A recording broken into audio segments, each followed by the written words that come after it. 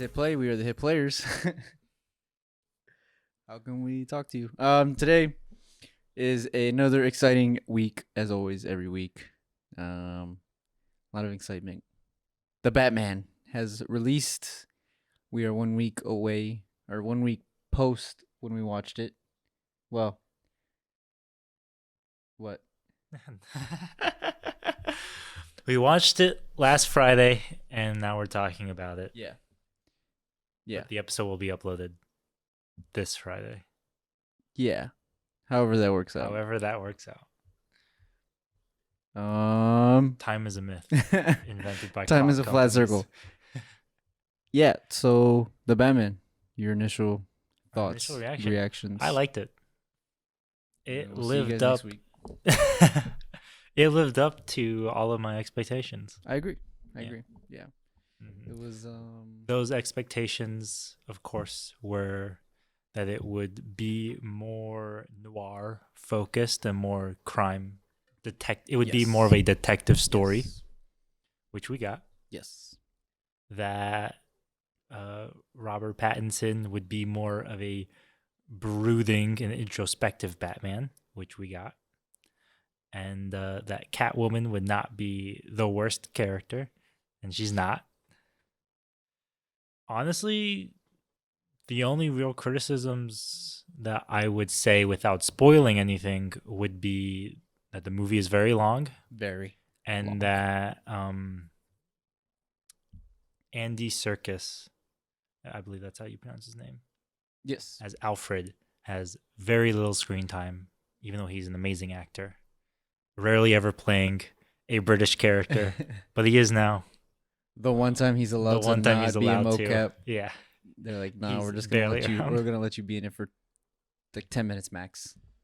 Yeah, but without spoiling anything, I'd say that those were really my only big complaints. It is a very long movie. It is very long. It didn't feel long, in my opinion, but at the end of the day, it's still 3 hours sitting down. Yeah, this is a certified classic, I would say. After watching all of the Batmans pre-Nolan and talking about them as a series, I think it's up there. I mean, I don't think it touches The Dark Knight. James, every time I say that, shakes his head at me, but it's true. It doesn't touch The Dark Knight. But it's still nonetheless a very good interpretation of the character and a new original interpretation of the character, which I appreciated. He's not. There's a different meaning behind this character in the sense of that, like pre-Nolan, those Batmans were just fun comic book guys who like beat up bad guys and looked cool.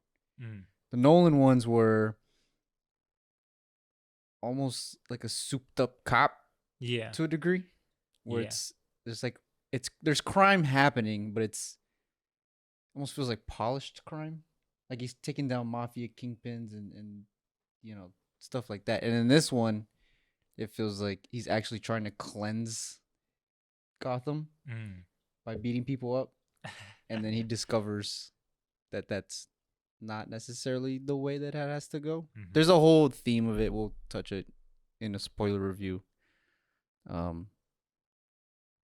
Me personally, that's what I probably appreciated the most out of the character. It's not... There were some scenes where, Pattinson's doing the... Yeah, I can't go out right now. I don't. I'm like, okay, guy. Like, can we talk regular, please? But I think it works for the tone of the movie and what Matt Reeves was trying to do, both with the character and the universe, in creating something original. See, there you go. Yeah. So now we will do more spoiler focused stuff. See you guys next week. No, well, let's talk about the whole cast. Yeah. First off, Robert Pattinson. Good. Thumbs up. Yeah. So, I wasn't really surprised. I think if you've been keeping track of Pattinson's career post Twilight, he's a good actor. Everyone's definition of good actor is subjective. Even me and you. Like, at the very least, he's versatile. Yes, and he's willing to throw himself into a role.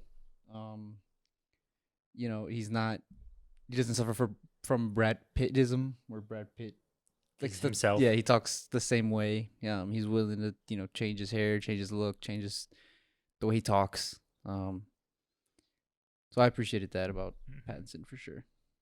And what did you think about the Bruce Wayne character? It reminded me a lot of Michael Keaton's Batman, where there is no Bruce Wayne. It's just Batman. I'm Batman. Mm-hmm. I mean, he's literally a recluse. Yeah. Semi-spoiler. He's a recluse who doesn't ever go out. Because before it was like, oh, Bruce Wayne's out. That's like seeing Elon Musk. Yeah. And now it's like, holy shit, Bruce Wayne's out. That's like seeing Boo Radley. From shout out to Kill a Mockingbird. It'd be like seeing that. Specific reference. It'd be like seeing that. Yeah. Right? Or like, I don't know, Thomas Pynchon came out out of his made a press appearance for some reason. I'm the guy who actually wrote all these books. Yeah. That's what to me that's what that Bruce Wayne was. Yeah. And for me, I like when they handle the Bruce Wayne character that way. I remember saying that in our review of the other Batman movies. Yes. I love when he is just Batman mode all the time. And I think, and that's what I loved about the Michael Keaton ones too. Mm-hmm. But I think Pattinson embodied that a lot better than Keaton did. I think so movie. Too. And I think a lot of that had to do with just the edginess that that came out of him. Because Keaton, it felt like he felt like more sophisticated. Yeah, he felt more like a soldier almost, like a soldier returning and like not being able to fully, like decompress. Where he's like always on alert. Whereas it's just like Pattinson, that's his character. That's who he is, both in and out of the suit. He has a lot of Raskolnikov in him, for sure. For all my Crime and Punishment fans out there. All right, Zoe Kravitz. I mean, she's good. Yeah, she's good. I liked her chemistry with Pattinson. I liked the different backstory that they went with. I think you either predicted it or thought it would happen. I didn't predict it. I just said I wish they did this, and then they ended up doing it. And they did. Where she's, she works at the nightclub. She's more broken as an individual and has gone through actual trauma. I think that's good for both character development. The character of Catwoman on the screen, and also just her character in a vacuum, like that iteration of the Catwoman character. Yeah, brings another sense of originality to the movie.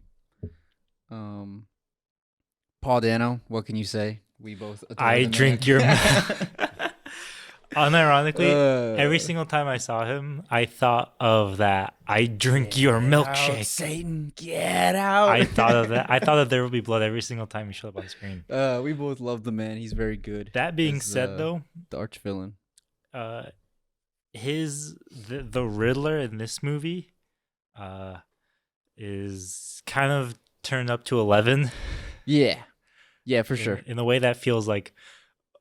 At first, it felt a lot more intense than it needed to be, and then when he turned out to just be like the only villain in the movie, and he was basically this movie's Joker, where it was like the Joker was just up to 11 in The Dark Knight, Riddler is up to 11 in this one. But I liked it, and I think Dano did a good job portraying the Riddler as being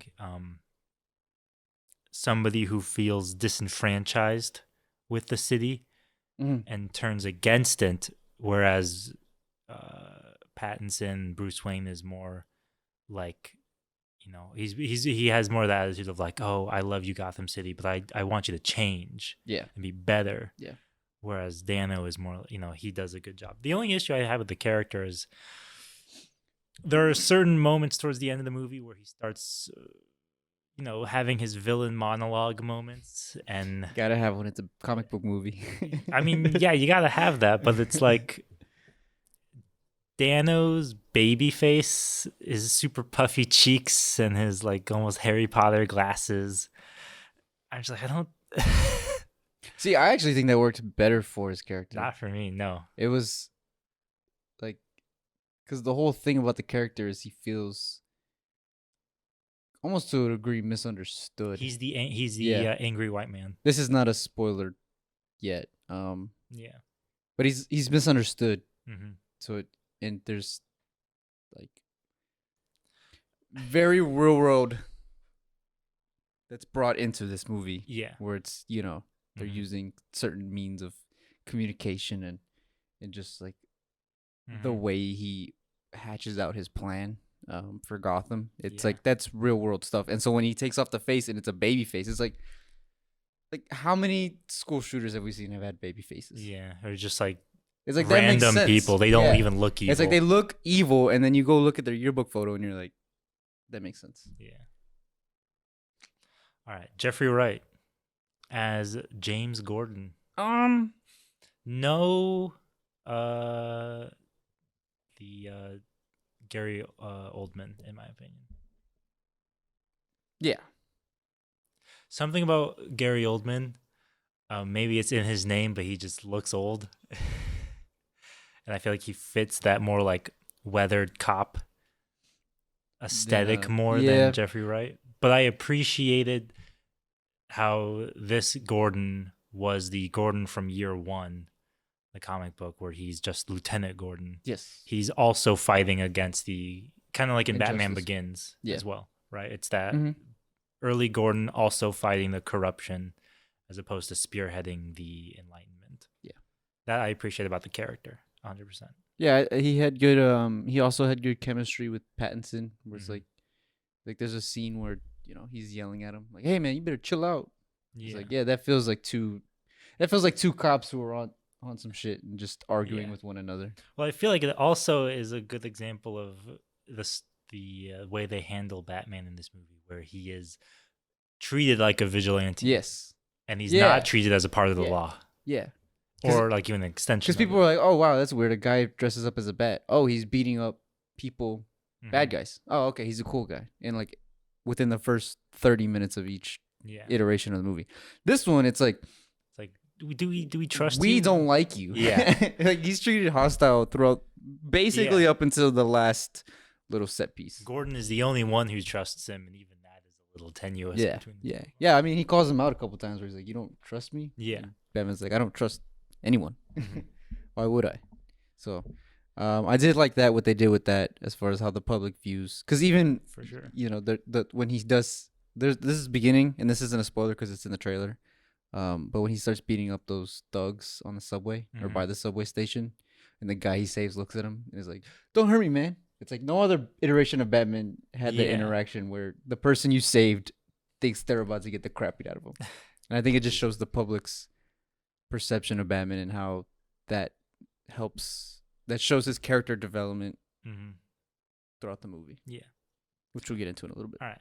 Now we'll end it with the cast here at Colin Farrell. Colin Farrell was unnecessarily good. No, he just pulled up to the court, no stretching, none of that. Just started shooting threes as soon as he's on the screen. He's just throwing them up one by one. It was amazing. I loved Colin Farrell because there's such a, and this is the problem we had with the Danny DeVito, where there's such a fine line where Penguin can be real world and also not real world enough. Like he's too much of a comic book. Like he's a caricature. He's such an absurd character that there's a fine line between like unnecessarily comedic and like it's like the uncanny. It's kind of like an uncanny valley. The Danny DeVito one is in that uncanny valley for me, and he threads it perfectly because he has these cliche lines. He looks, he walks around, kind of like a penguin. He has this weird kind of like gimmick to him, the way he talks and the way he's like, I got you. He literally waddles at some points. Yeah. But he's just also an imposing figure in the movie. When he's with Pattinson and he has this aura of around him whenever he's talking to Pattinson or whoever. There's just like where it's like, oh, this is a real guy in a real world. We're just not watching like a projection of a character, which I appreciated. And I liked his performance. I didn't even realize it was Colin Farrell until the end of the movie. John Turturro as Carmine Falcone was an interesting decision. I like John Turturro. I liked the character. I liked the character. I don't know. I just never. I don't know. Maybe I'm just going off John Turturro as in the Transformers movies where he's like borderline something's crazy with him, and he's like there's a screw loose with him, and so him to play a calm, collected mob guy kind of threw me off for a little bit. I was with it by the end though. I was with it for sure. Um, yeah, I really didn't have any problems with any of the casting. Yeah, I would say so. Because even Alfred, the 10 minutes that he's in, he's on fire for 8 of those. Yeah. And this Alfred actually has agency instead of being Batman's. Butler. Yeah, Mm-hmm. he like helps. He actually helps. Yeah. The only thing I would have wished they did more was for that era of Batman, showing Alfred being more of a mentor figure than just being a like partner, more or less, in crime. Partner in crime, partner in fighting crime, whatever. All right. Now let's move on to overall. How would you rate the aesthetic or the production of this movie? Any thoughts on cinematography? Yeah, there are a lot of cool shots in this movie where I'm like, that is. I didn't know a camera could go there. Like putting a camera in between where the actors should be and like going. I'm sure somebody's done it, but it just to me and like the on the bike is bikes, actually the little moving through traffic. Snorri cams, yeah. You good? Yeah, right. I thought that looks cool. You know, there's sometimes where the character will be upside down and the camera's upside down and then it flips back. I'm like, there's so many things wrong with what's going on. There's like at least 5 cinematography rules that are being broken. Nah, they kept it all consistent. But it works. It works. The lighting is. I noticed this too. It's a lot more reds and blacks versus like the Nolan was predominantly green and blues, and the older ones are darker blues, darker grays, black, obviously. This one was a lot more red, orange, a little bit of yellows, which I thought was cool because it helps differentiate just within the saga of the character on screen. The only real complaint I would have about the lighting in general in this movie is there are a lot of times where there's so much neon light that it can create this kind of unintentional strobe effect sometimes. Because there are so many chase scenes and motorcycle scenes in this movie that I'm just like, slow down, my guys. Yeah. And then they go to nightclubs and those just have strobe lights going off all the time. Just crank it up to 11 at times. Yeah, that's a bit much. Plus, it's raining all the time. It honestly got a little tiring to just every exterior was just rain. I was like, he watched a lot of Seven before. Yeah, which I think wasn't those production. I don't know. 100%. There were definitely a lot of Seven. There was a ton of freaking at the beginning scenes of the movie when the Riddler drops the object and it comes right up to the camera. That is straight from the game. When the phone.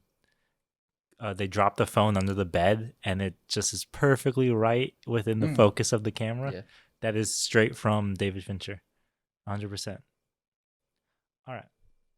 And for me, one of the biggest things I enjoyed about this movie was the actual production design of this movie. Yeah. It's a good combination of the Art Deco from the Burton movies and the super modernistic modern day city of Nolan movies. Yeah.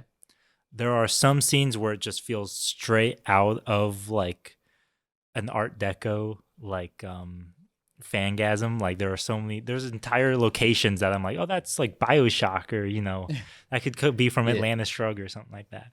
But then there are also a lot of exteriors where I'm just like, oh, this looks like Batman Begins. That's New York. Yeah, for sure. Which I enjoyed all of that. I enjoyed all the settings. It was a good blend. Really, yeah, for sure. There was and they had to have gone back to the old movies because in the Tim Burton movies, there's like a kind of a Gotham town square that we see multiple times. Oh, yeah. And then in this movie, they show all the like Times Square style billboards. I really enjoy seeing more of like that side of Gotham. In my opinion, I enjoyed that. Definitely, for sure. That was one of my favorite things. Any issues you had with the movie? Spoiler free still. Honestly, as as sleek of a movie as this is, the neon lights and the rain really wore down my Yeah, eyeballs that's after fair. some time, That's fair. especially for 3 hours. Um, Not to say that none of it was like unmotivated or well, at some point I was like, it has to stop raining eventually, guys. It can't rain every night. Yeah. Um, What do you guys live in Seattle? yeah, seriously. That would probably be my biggest complaint in terms of like that category. Critiquing the film would just be over the course of 3 hours, it really got tiring on my eyeballs to Yeah, look at that. I agree. For sure. I agree. And I think spoiler. I think for me, oh, go ahead, go ahead. No, I was gonna move on to another. I was gonna subject. say for me, I think just there were some scenes where I was like, does Robert Pattinson need to take 20 minutes to grab this book? Like, That why too. is he going? Just grab the book, man. Like, just you're That trying too. they're trying to create this artificial suspense, artificial tension that I'm like, Mm-hmm. you're grabbing an envelope. It's not a big deal. And then there are some scenes where it's like, okay, they're on motorcycles. They're still on motorcycles. Another motorcycle shot. Oh, this one they're going through the cemetery. Oh, nice. Oh, this one's in the rain. Now they're under city lights. And they're still riding motorcycles. We saw 8 shots of them riding motorcycles. Can we cut like 3 of I those was gonna out? say I can imagine if you were being very harsh when editing this movie, you could probably take a solid 10 or 15 minutes out of it. Yes. Just by taking out those little extra moments. Yeah. In I'm not asking to cut. I don't think you need to cut any scenes, but there's just some stuff where you could tell. I don't know who was in charge of this, but they did not do a good job of being like, all right, we really need to like put this under 2:45 because 3 hours is a lot. I will say though, this movie does well one of the worst tropes in modern writing across TV and film, is when they show a character, and there's you know the character is supposed to be thinking, like they're just looking contemplatively into the distance. This movie does a good job of actually giving you enough information that you can put together what the character is thinking about. Yeah. In my opinion, I think it does it well. Because it's too often it's not done well at all. Okay, what was going to be your next? My next was going to be the music, which I thoroughly enjoyed. Yes. There's that one score that's very prevalent throughout. Ave Maria. Yeah, it's it's the same thing, but it's either a little slower, a little faster. Maybe it's up a beat, down a beat, up a scale, down the scale. That, and so there was Ave Maria, and then there was the like kind of main theme. I haven't listened to the soundtrack, but there is like a Batman theme. Yes. That I don't know if you noticed this. At least I believe this is intentional, but it borrows heavily from Chopin's Funeral March. I don't know what that is. Which, like, using that as the inspiration for your theme for Batman is that totally sets up the super somber, like, this man is supposed to represent, surprisingly not death, because they give him the no-kill rule, which I enjoyed. I like that they did that. But just that he wants to instill fear in people, kind of dread is probably a better word for it. And then, of course, Nirvana. All the time. Oh yeah. Yep. It was like twice, but it's prevalent enough that it was in the beginning and then it was in the end.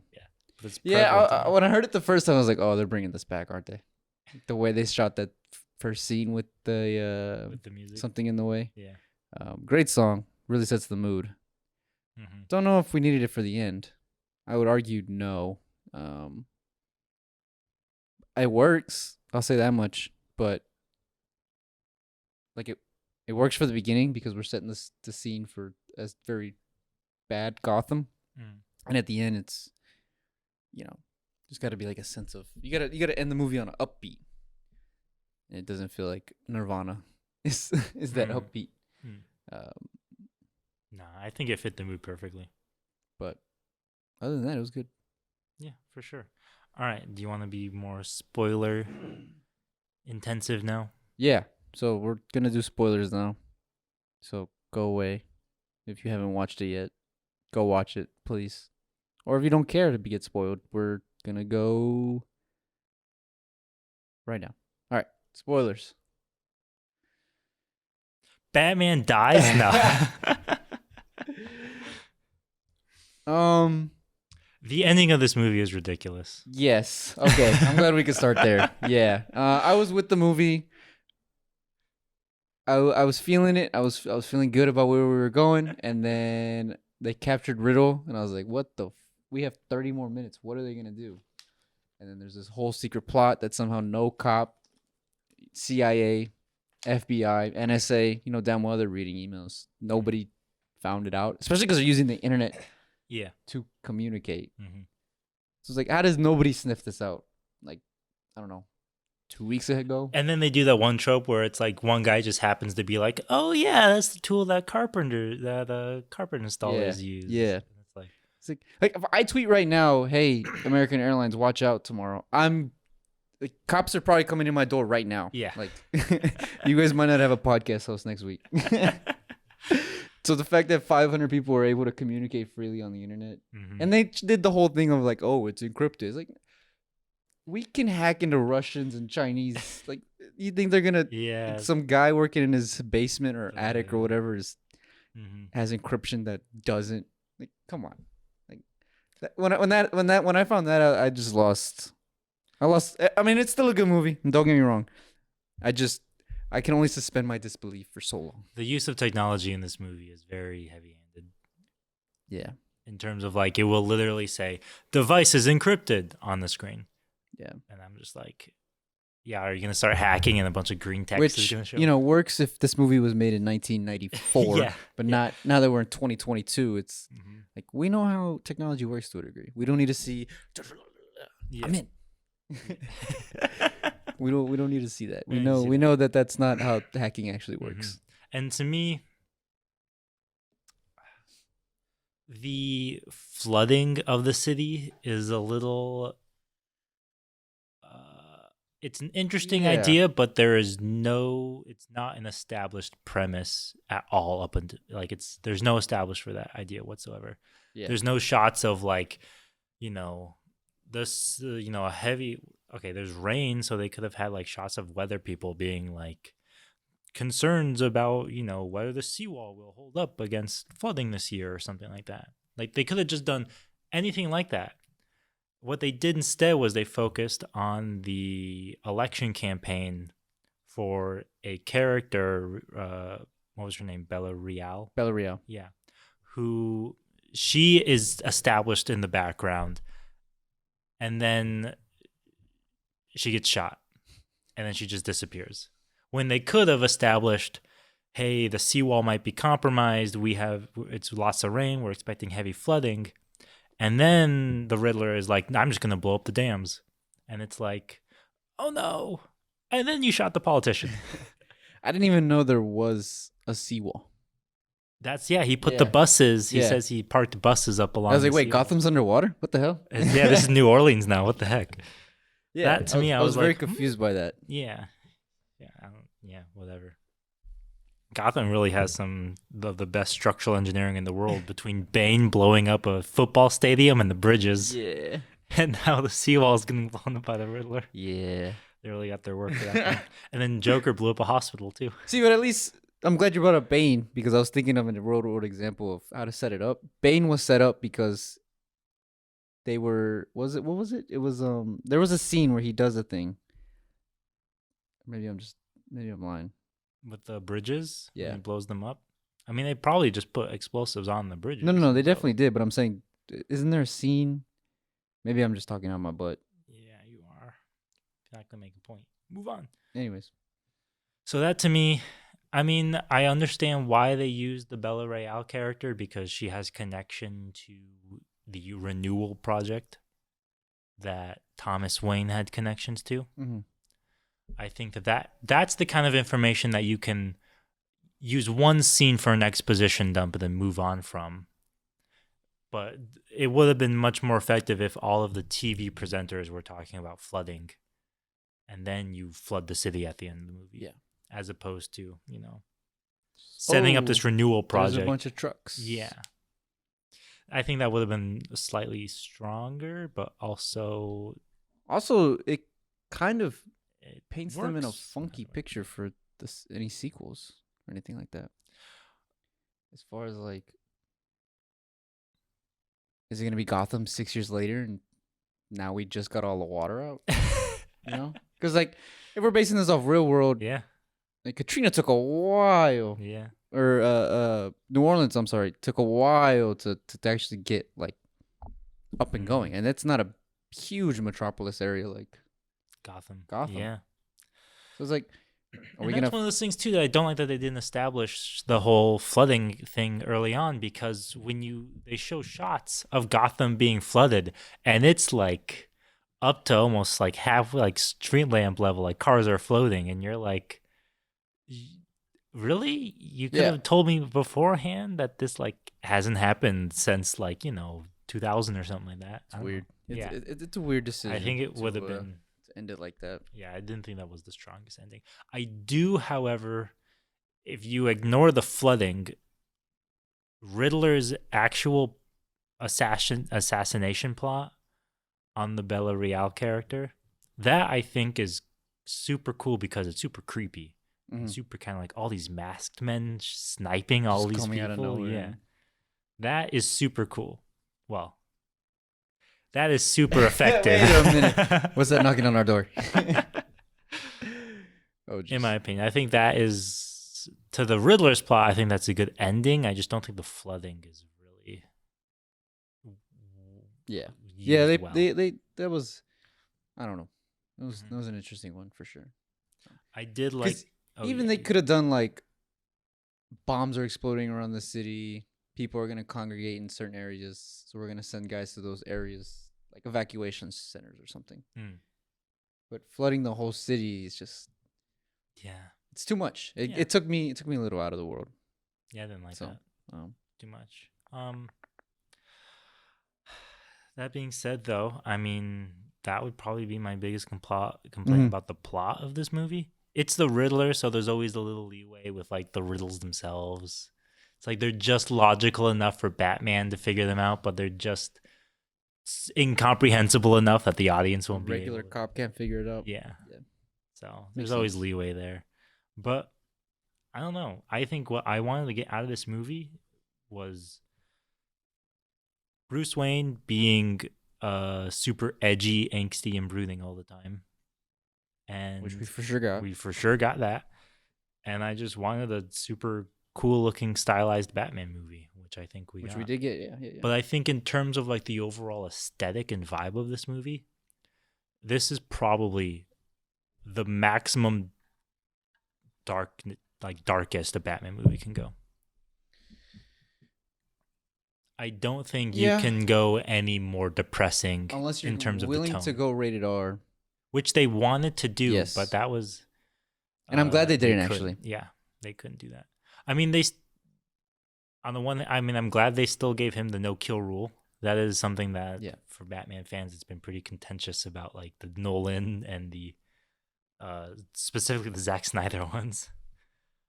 But in my opinion, I think this is probably the darkest interpretation of Batman we will get on screen. Yeah, I think so too. In my opinion, I don't think you can, depending on the sequel, do any more than this. The sequel's gonna do a full 180. No, I don't think you can do any more than this. I think this is probably the maximum. Speaking of sequel, I mean, we're gonna get one. We're gonna get one. We're gonna get one. What are they gonna do for a sequel? It says 2 sequels. Because they're setting up. Okay, they're setting up so Penguin taking over Falcone, because Falcone is he in jail or is he dead? He's in jail, right? I think no, he's dead. That's right, he's dead. Okay.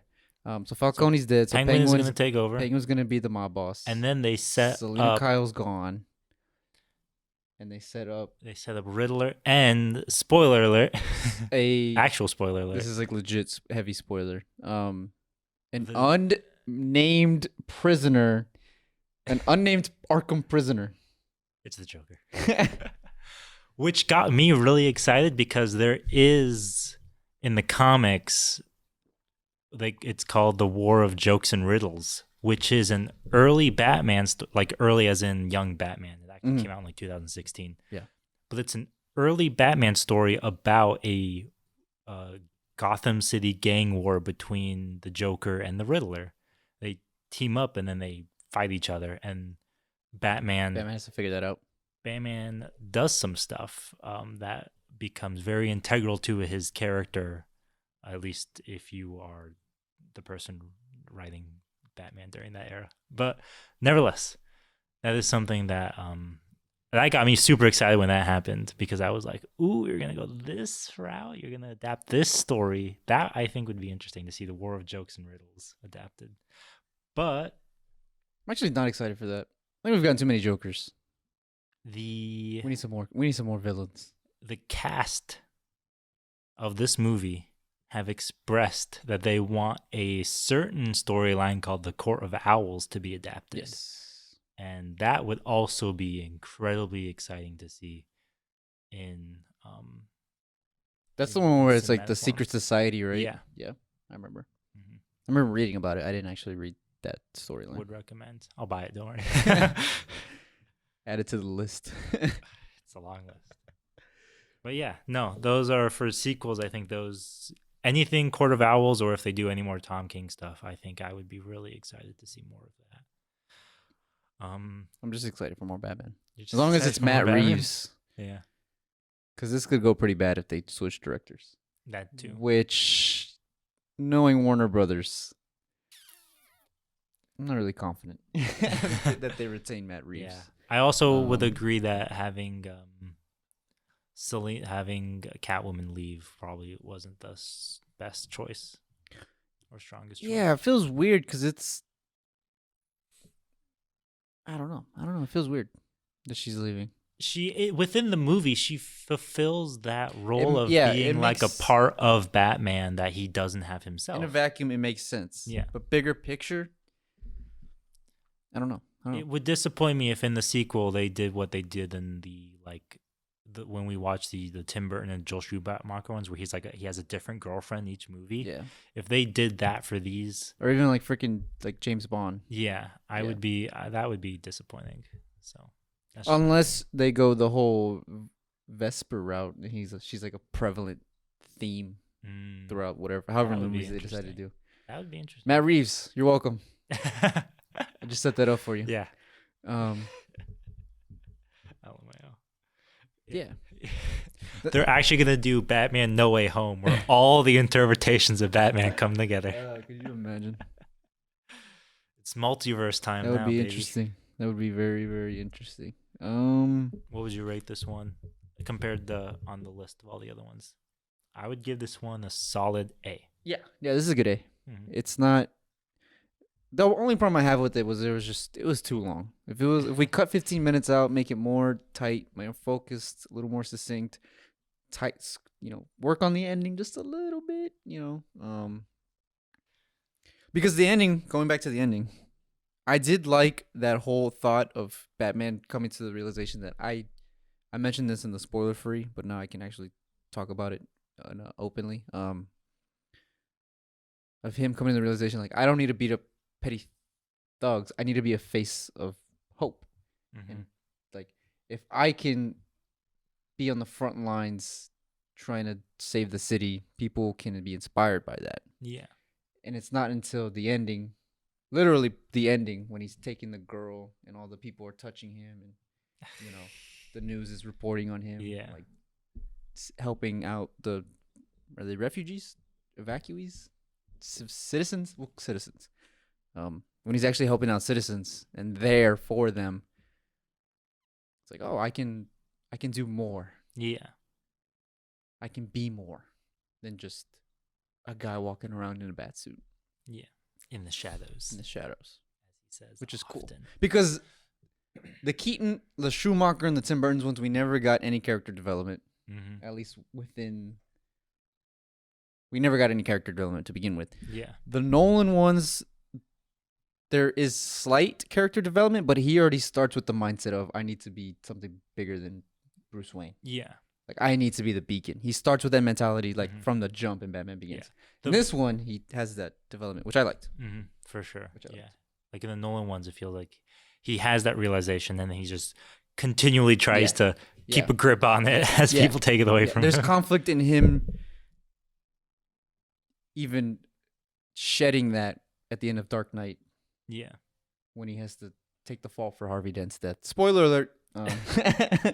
Spoiling Spoiler different alert. movies. Spoiler alert for a 14-year-old movie. Yeah, for Yeah. sure. So. And I really liked the different angle on his backstory about how this one wasn't just about the death of his Yes. parents, but about his Yes. relationship with his parents. Yeah. There's some stuff adapted from The Long Halloween about him and his father that comes into play with their relationship with Falcone. It's adapted differently in this movie, but I like that they used that element from this book.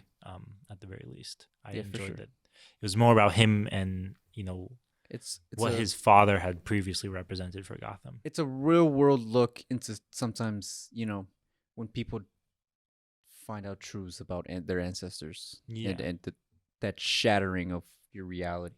It's also a better, actually more. It's a more dimensional look at Batman's backstory, because everybody knows his parents were shot and that made him turn into Batman. Yeah. But now it's like there's more dimension to it because now he has a relationship to his parents beyond going to see Mask of Zorro one time and then they died. Or the Fast and Furious. Yeah. Oh, it could have been the Fast and Furious.